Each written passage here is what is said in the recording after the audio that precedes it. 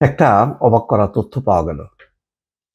S Alam তার ব্যাংকগুলো থেকে লাখ কোটি টাকার বেশি ঋণ নিয়েছে।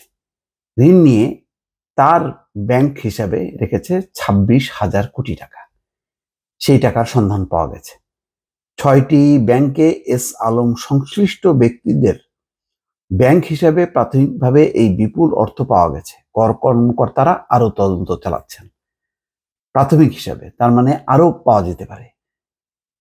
তার অর্থ হলো যে সে আমানতকারীদের টাকাটা তার মানে নিজের ভাই ব্রাদার প্রতিষ্ঠান এইসবের নামে সে জমা করে রেখেছে। বুঝতে পারছেন, ব্যাংকের টাকা তার নিজের টাকা হয়ে গেল।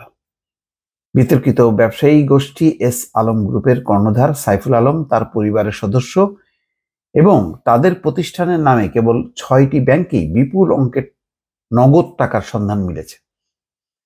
এই অর্থের পরিমাণ প্রায় 26,000 কোটি টাকা। এস আলম, তার স্ত্রী ফারজানা পারভিন, ভাই আব্দুল্লাহ হাসান সহ পরিবারের অন্য সদস্যদের পাশাপাশি বিভিন্ন প্রতিষ্ঠানের নামে এই টাকা ব্যাংকগুলোতে জমা আছে। এসব ব্যাংকের 5টি এস আলম গ্রুপের সরাসরি মালিকানায় অথবা নিয়ন্ত্রণে ছিল। ব্যাংকের টাকা তাদের নামে যায় কিভাবে? এটা কি ধরনের ঋণ? তার মানে পুরো ঋণের টাকা আত্মসাৎ করা, ইচ্ছা মতন খরচ করা। জাতীয় রাজস্ব বোর্ডের কর অঞ্চল 15 অনুসন্ধানে প্রাথমিকভাবে এস আলম গ্রুপের এই বিপুল অর্থের সন্ধান মিলেছে। এনবিআর এর সূত্র জানা গেছে, এই কর অঞ্চলের কর্মকর্তারা ব্যাংকে জমা পুরো অর্থ কর বিভাগের আয়ত্তে আনার উদ্যোগ নিয়েছেন। শেখ হাসিনা সরকারের পতনের পরপরই কর অঞ্চল 15 এস আলম পরিবারের সদস্য ও তাদের প্রতিষ্ঠানের ব্যাংক হিসাব তলব করেছিল। সাধারণত ফাঁকি দেওয়া কর আদায় করার লক্ষ্যে ব্যাংক হিসাব তলব করে থাকে কর বিভাগ।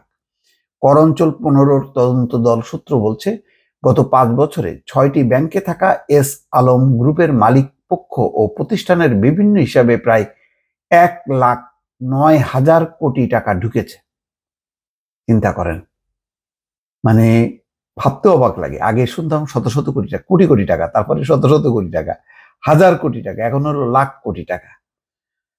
এস আলম গ্রুপের বিরুদ্ধে নামে বেনামে ঋণ নিয়ে টাকা পাচারের অভিযোগ রয়েছে। 2020 সালের পর থেকে শুধু S Alam cold rolled steel লিমিটেডের একাধিক হিসাবেই ঢুকেছে 73,706 কোটি টাকা। যে 6টি ব্যাংকে এস আলম গ্রুপের বিপুল অঙ্কের টাকার সন্ধান মিলেছে সেগুলো হচ্ছে Islami bank, Exim bank, Bangladesh commerce bank, Al Arafah Islami bank, first security Islami bank ও ন্যাশনাল ব্যাংক। এর মধ্যে এক্সিম ব্যাংক ও আল আরাফা ইসলামী ব্যাংক ছাড়া বাকি 4টি ব্যাংকই সরাসরি এস আলম গ্রুপের মালিকানায় ছিল। এছাড়া আল আরাফা ইসলামী ব্যাংকও ছিল এই গ্রুপের নিয়ন্ত্রণে। 6টি ব্যাংকের পর্ষদই বাতিল করে নতুন পর্ষদ গঠন করে দিয়েছে বাংলাদেশ ব্যাংক। দর্শক, কি বুঝলেন? পরিষ্কার যে এই ব্যাংকের যে আমানতকারীদের টাকা, সেই টাকা এস আলম গ্রুপ সরাসরি লোপাট করেছে। তার মধ্যে ইসলামী ব্যাংক সবচেয়ে বড়। লোপাট করার উদ্দেশ্যে সে তার নিজের প্রতিষ্ঠানে নিয়ে এসছে, নিজের নামে, স্ত্রী, পরিবারের সদস্যদের নামে, এবং এই টাকার মোটা অংশ যে বিদেশে পাচার হয়েছে এ ব্যাপারে কোনো সন্দেহ নেই। এই যে 1,00,000 কোটি টাকার উপরে ঋণ নিয়েছে, তার মধ্যে 26,000 কোটি টাকা পাওয়া গেছে তার হিসাবে। আর বাকি টাকা কোথায়? বাকি টাকাও দেখবেন যে এর বড় একটা অংশ বিদেশে পাচার হয়েছে। কার কাছে গেছে এখন সেটাই হচ্ছে অনুসন্ধান করা হচ্ছে। নিশ্চয়ই সেই তথ্য আপনারা জানতে পারবেন। দর্শক, ভালো থাকবেন। আল্লাহ হাফেজ।